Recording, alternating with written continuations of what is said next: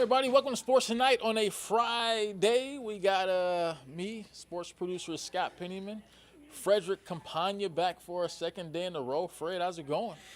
Load management, not what we do here at No load ANF. management I'm here, just, man. day in, day out. Let's do it. This might be my third time this week. Third time this week. Hey, getting in a groove. A lot of basketball, man. A lot of basketball. A lot of good basketball. A lot of a couple of some games that haven't been so close for us over the last couple of nights too. So. Yeah.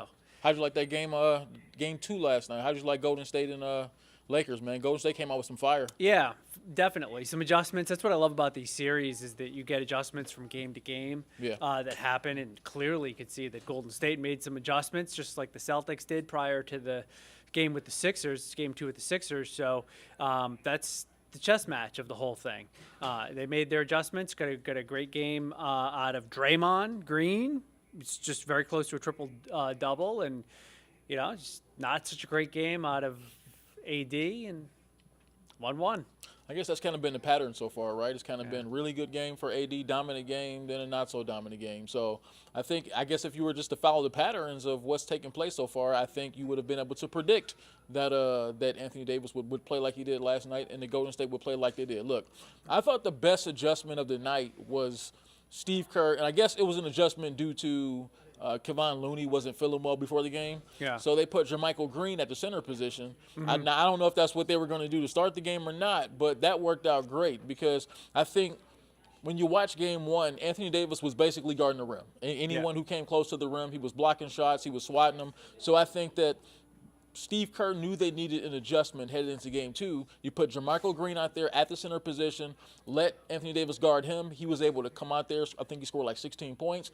He gave an offensive scoring presence. Draymond Green was more active on offense, didn't allow Anthony Davis to be able to just linger around the rim and block shots, and it totally opened up Golden State's offense. Yeah, I guess the question is, can Draymond be consistent now, going forward? Because his offensive game hasn't been good, or at least consistently good, for a few years now. Right. So he's up and down. He can have some nights where it looks like he's, never shot a basketball. So, we'll see if he can be consistently good. But find out. I think in a lot of these series, we're going to find out. We don't know much after 2 games. Although, Scott, gambling's not legal here, of course, in Georgia. If it was, though, might have backed up the Brinks truck to bet on the Warriors last night. The statistic going into it was that 13 straight times the home team, after losing game 1 in an NBA playoff series, has won game 2. I believe that's now at 14 straight games after last night. So the next time the home team loses game 1 in one of these series, let me know. Hey, make a couple of phone calls. Hey man, thank God gambling isn't legal as of right now, especially because if I was a gambler with my predictions on this show that I've made the last couple of weeks, I might not be able to pay my rent this month. I wasn't going to say it, but you said it. I was going to struggle, so I'm not even calling the game from here on out. Whoever wins the series wins the series, all right? Yeah. But I'm not even going to look at a prediction. I don't know who's going to win the series. But this is probably this is a total coin flip right now between Golden State and the Lakers. I mean, this could go either way. I mean, just from what I can see right now. So, I mean, I think when you look at this series, just how it continues to play out, it looks like Golden State maybe kind of found something last night, right? So I think when we go into game 3 tomorrow, what we're going to see is adjustments. It all comes down to how the Lakers adjust to what Golden State is able to do. But one thing for sure, like I said, this isn't Memphis that the Lakers are going up against. This is a Golden State team that knows how to win, understands how to win, a championship-level team. Yeah. So it's going to really test, I think, Darvin Ham's coaching ability too. Definitely. So you have some newer coaches going up against some seasoned guys. Yeah. In the Philly-Boston series, Missoula going up against Doc. So these are series, both of those series that I mentioned it before. I don't know how much we know about those series after 2 games, which makes game 3 so pivotal.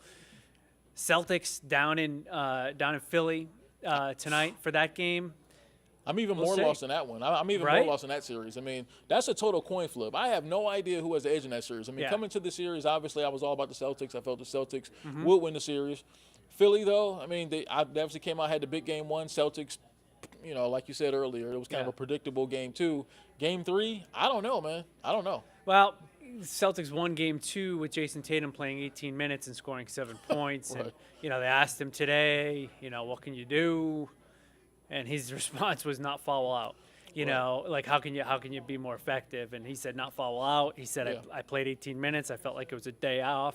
So that is going to be a big motivating factor, I think, for Tatum. Not that these guys need a lot of motivation. I almost don't like myself for saying that. Oh, it's a motivating factor. Like if you're in the second round of the playoffs and you've played nearly 100 games of basketball so far this year, and you're getting paid like these guys are, and you have the competitiveness that it takes to get to the NBA, you probably don't need extra motivation. They're ready. They're ready, dude. But I will say he probably is thinking, I need to atone for what my last game was. For sure. That's just human nature. Everybody has that mentality. So I think we're going to see a very focused, dialed in Jason Tatum out there tonight. Embiid is getting the MVP award prior to the game. There's going to be a ceremony more or less right before tip-off. I'm sure the crowd will be amped for it. I always wonder how that stuff actually affects the players, once they're on the floor, particularly the guy getting the award, Embiid. He did not look completely like himself.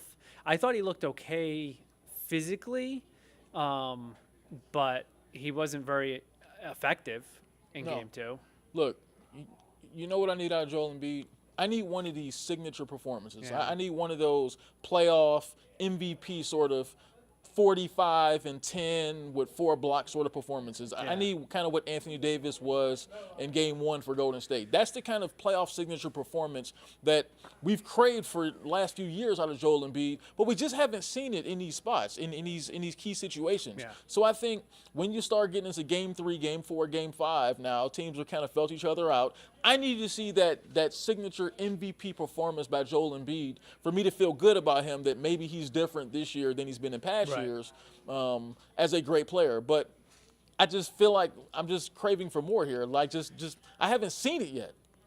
I think against the Celtics, that's going to be hard to come by. I think if he's going to do something like that, it'll have to be like a 16 for 22 night and a bunch of trips to the line as well, maybe a 3 or 2 splashed in there as well. His minutes are not super high, so for him to score 45, he's going to have to shoot it at probably like a 75% rate and be good from the line as well. He's done it. I mean, the 4th game this year against the Celtics, which for all intents and purposes was kind of a meaningless game. I think he scored 52. Was that what he scored? Whatever it was a super, super efficient performance from him. But regular season, postseason, kitty cat, tiger. There's just a completely different animal there in the postseason. So it's gonna be fun, And then the second game tonight, Nuggets and Suns.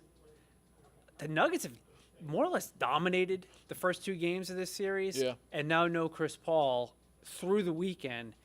So through at least games 3 and 4, and if it goes to game 5, probably not then as well, with his groin injury. Do the Suns have any chance? Phoenix is in trouble. I mean, let's make no mistake about it. Even with Chris Paul, they were going to have a hard time winning this series because Denver, like I said, Denver is such a clean team. They've played so well. They've played some of the best basketball of any team in these playoffs. Yeah. So I think that was going to be a difficult task even with Chris Paul. Now you take Chris Paul out of the equation. Now you have – this roster was already very top-heavy, kind of with Durant, Chris Paul, Booker and Aiden, and then really nothing after that. And it doesn't seem like Monty Williams is really confident going to the bench with his team.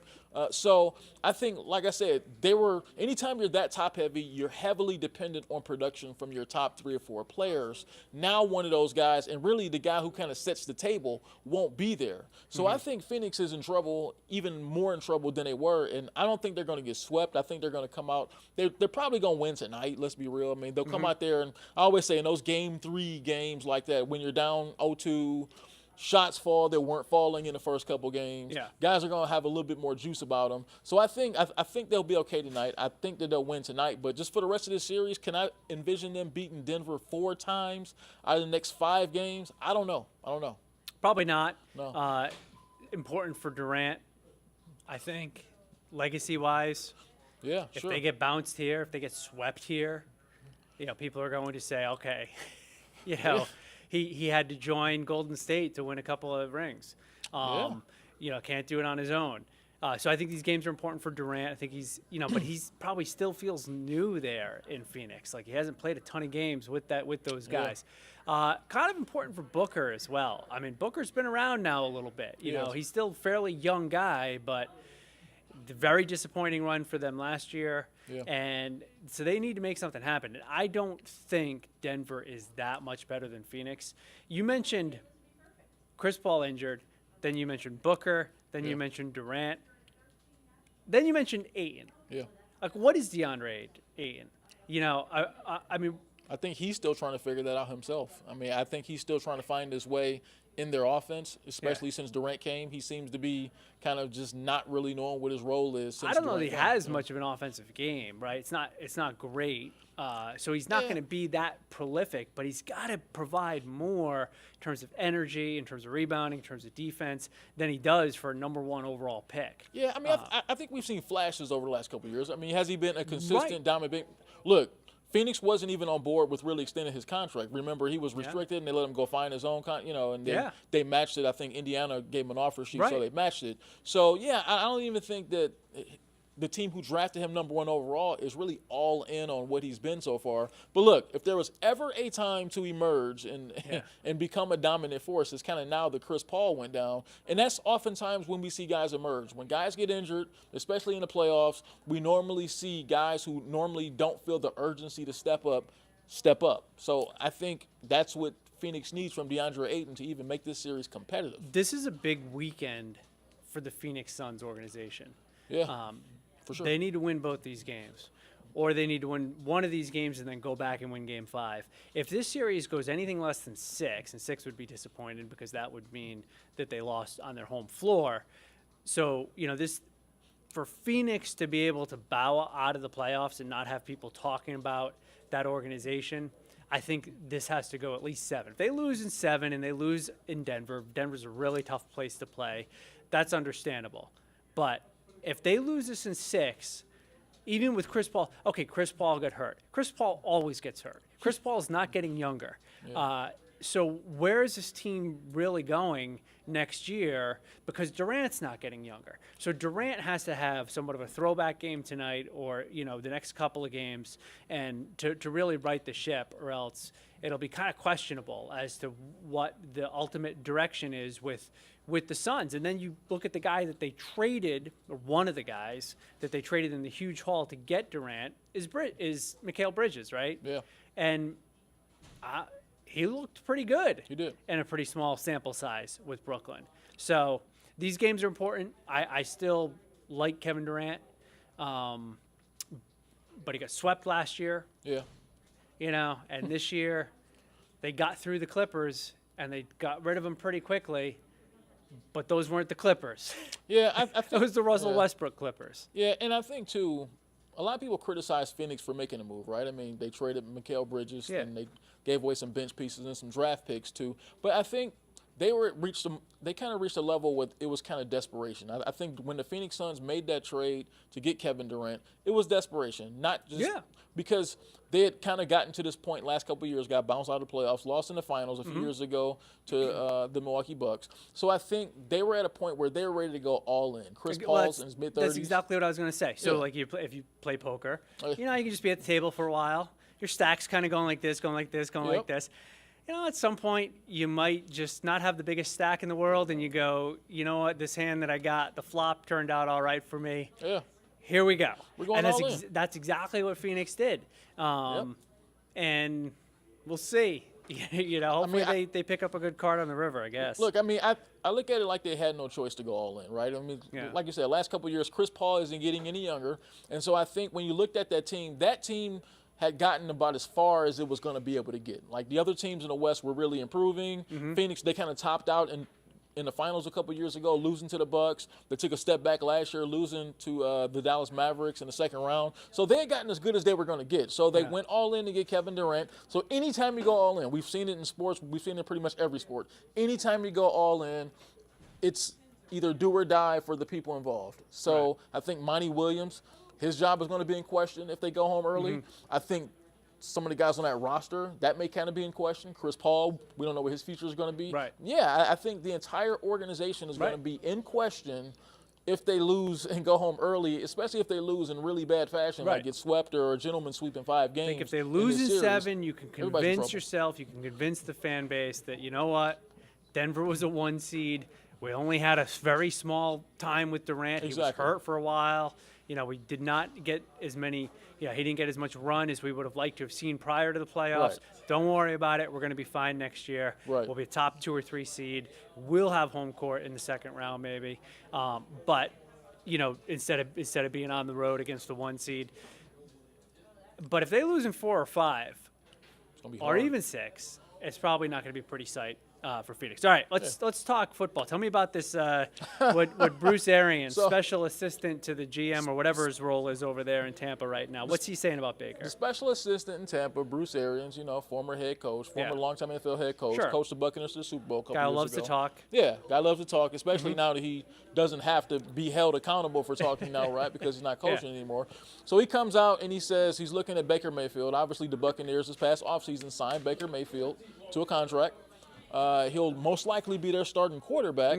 So Bruce Arians came out and said that he had Baker Mayfield ranked back in 2018 when he came out in that draft. Yeah. He had him ranked higher than any quarterback that was in this past year's draft. I mean, so that goes for C.J. Stroud, Bryce Young, Anthony Richardson, all those guys. He said he had Baker Mayfield rated higher than all those guys, and he just, hey, look, he took a couple jabs at my hometown team too, the Cleveland Browns. He goes, hey man, Tim Couch went there many years ago, and he didn't play well either because the situation was bad. So Baker Mayfield went there too. And now Tim Couch is in the Hall of Fame, right? Well, no, but no, that's what I'm saying. Like, I mean, what are you talking about, Arians? Where are you going with that one? You could have brought up somebody besides Tim Couch. But you know, I agree with what. So let me get this straight. So he has this way of grading quarterbacks allegedly that you can compare year to year. So like, arm is like a 9.1 or something, or awareness. Like, is that what I'm saying? Is that what you're saying? Or that's what he's saying, right? He's just saying the overall cumulative grade that he had at the end of the day. He thinks Baker Mayfield, coming out of Oklahoma, was a better prospect than any quarterback in this past year's draft. Where was Baker Mayfield drafted? I forget. Baker was number 1 overall. Exactly. The Browns took him so number 1 obviously overall. some other teams felt the same way about Baker. Right. What I want to know is what Arians thought about Baker prior to that half of football that he played for the Rams, you know, when he flew across the country after getting cut or traded or whatever from Carolina, you know, and that kind of saved Baker's career. I got him this opportunity. It did. You know, was that Monday night game, right? Where he where he was just like calling plays like it was the backyard. He brought him back. Yeah, and I think when you look too, I think what he's also taking a shot at is the Cleveland Browns' incompetency when it comes to grooming quarterbacks. Look, I'm a Cleveland Browns fan. Yeah. Baker Mayfield was not a bad quarterback as a Cleveland Browns quarterback, right? He went to an organization that had won 0 games the year before he arrived. They were 0-16. He walks onto that team, immediately leads them to the cusp of the playoffs the next season. Yep. A few years later, leads them to the playoffs. Almost beats Kansas City. Almost was like, maybe a couple plays away from the AFC Championship game. 2021, he comes back, has the elbow injury early in the season, never really got himself on track, and then gets replaced by Deshaun Watson with that astronomical contract. So, once again, did I ever believe Baker Mayfield was a, top flight, top 5 or 6 quarterback? No, he was never that, and I don't think he was ever going to be that. However, I don't think he's trash. So I think what Bruce Arians was kind of saying was, look, that's an organization that really has a reputation for not really doing right by quarterbacks at all. So I think he believes that Tampa is a better place, better organization. He'll have better surroundings there, and they'll raise him a little better. Even though he's 5 years in, I think he believes that that's a good place for him to sort of have a career restart. Well, I guess the other thing you could say is, let's look at the division, right? We'll stay in the division. Is Baker Mayfield with the Bucs going to be better than Bryce Young with the Panthers? That's so hard, man. That's so hard because I have no idea what Bryce Young is going to be. I mean, when you look at him coming into the league, obviously he has loads of potential, Yeah. but there's been a lot of guys who were drafted top 3 who were flops. How did Carolina get that number 1 overall pick? They traded up, so they trade anybody? Any good players? Bryce Yeah, Young they traded used? DJ Moore, a wide receiver, who was their best. Right. He was their best receiver. Yeah. Right. I mean, so he doesn't have a lot of weapons. Yeah. Young on a team that, So I think the Panthers will be pretty conservative with whatever they do Sure. with him. Try to keep him upright. Try to let him, because if he's going to be learning on the job, Right. he is not the kind of guy I don't think that you want to be exposing to dropping back in the NFL. They'll run the football a lot, 45 so, times a game his rookie year. So Baker should have more success in Tampa, assuming they get some of their offensive line guys back that were hurt last year. If Evans and Godwin, if those guys are healthy, whatever they're doing at running back, they should be better than the Carolina Panthers. Right. But this division as a whole, I'm not a Derek Carr guy.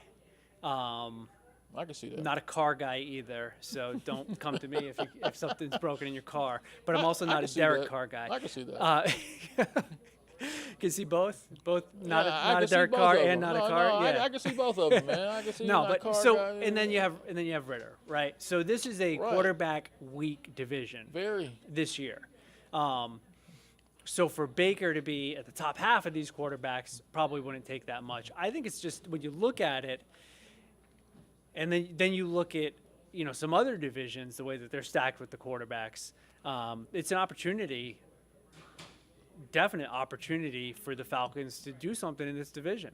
And we talked about it, and I figure we can pivot a little bit here anyway into talking about the Falcons. Look at the quarterbacks they'll have to go against a couple of times a year.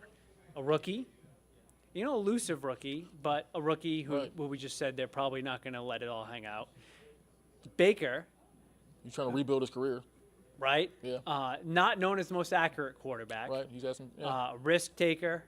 Kind of elusive himself, but sometimes gets himself into trouble, including injury trouble because he's not a big guy. Yeah. And then Carr. So I think that I think it's an opportunity really for the Falcons. They improved on their defense a lot. Maybe they can get after these quarterbacks a little bit. So if I was a Falcons fan, I would like the prospects of competing for that division. Well, especially if we know probably everybody's going to be bad. I don't think we really know what New Orleans is going to be. Like, I personally am not a Derek Carr guy, but other people think that he will improve that team. You still have Kamara. You still have some other weapons. You have the wide receiver from You got Kamara, who's basically quit, right? I mean, he's one of those running backs that basically got his deal, and now he's kind of like, let me find me a nice soft place to land. All right, well, we'll see. We'll see. That defense should be all right. So, anyway, Bruce Arians, on Baker Mayfield. Well, a lot of people had him rated high, Baker Mayfield, when he came out. And to your point, he's not as bad as his reputation got in a really short period of time. No. I think it did not help him that some other guys in the league went after him a little bit, right? Yeah, and I think what happened is look, teams are going to always look to upgrade, just like players are always going to look to maybe move on to free agency. So I think Baker didn't handle that situation very well when the Browns were sort of kicking the tires on Deshaun Watson and other quarterbacks. I don't think – and they were not going to replace him with just anybody. The Browns were perfectly content with having Baker Mayfield back as their quarterback, but it was a perfect storm. Deshaun Watson was available. They offered him the money.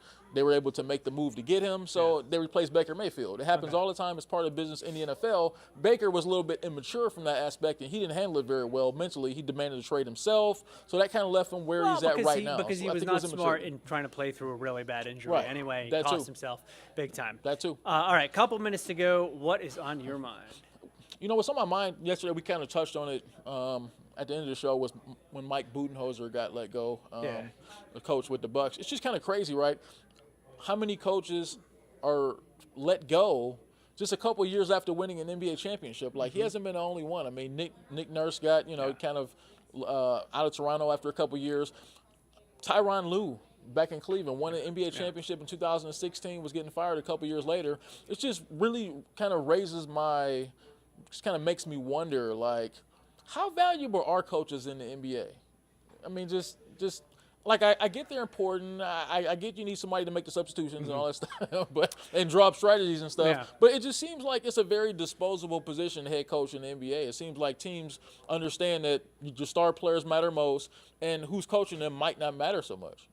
Well, owners and general managers certainly think so, but then when you look at the legacy of the NBA Finals, and you do have a lot of coaches that have won multiple. I mean, Phil Jackson, True. Steve Kerr. So you have these coaches. Popovich. Yeah, Pop, exactly. Yeah. So you have these, Spoelstra's had success in Miami. So you do have, I think coaches make a big impact in the NBA. Right. We're going through, I mean, the Celtics are going through it right now with Missoula a little bit. Right. It's like a lot of people are questioning him because he's young. Sure. Players seem to have his back. But, all right, so that's what's on your minds. Yeah, it was too bad for Coach Bud there, what happened in Milwaukee. He'll land on his feet for sure, though. And I wouldn't be surprised if Nick Nurse makes a little trip. Probably kind of a short trip from Toronto to Milwaukee. Good point. But he's a great coach, and that's a great roster. Good point. They'll be lined up to coach the Bucks for sure if they are going to interview some guys. Got anything on your mind? Red Sox are hot. I wasn't expecting it. Finally, Braves are back home. They're hot. Second best record in baseball. For sure. So we'll see what happens there. Absolutely. Against the Orioles, a team that you know what? That's what's on my mind. You have the Orioles playing well. You have the Pirates playing well. Like, what is going on in Major League Baseball? The Rays at 26-6. Yeah. So Backwards year. Yeah. Well, or maybe some of these other smaller markets have finally kind of caught up. And I hope they do, because I without always doubt. like to see the smaller markets break through and win and have success in every sport. I was telling Rick Fallbaum yesterday. I mean, baseball is better when the Pirates are good, when the Royals are good, when sure. these, They haven't been good since Barry the Bonds was Brewers, there, haven't they? whoever it is. Yeah, right? So they had Bonds and Bonilla. I was going to go back to, we are family Pirates. Man. But anyway, Whoa. all right, that's it for us. Happy Cinco de Mayo, and hope you have a great weekend. We'll catch up with you next week. Later. See ya.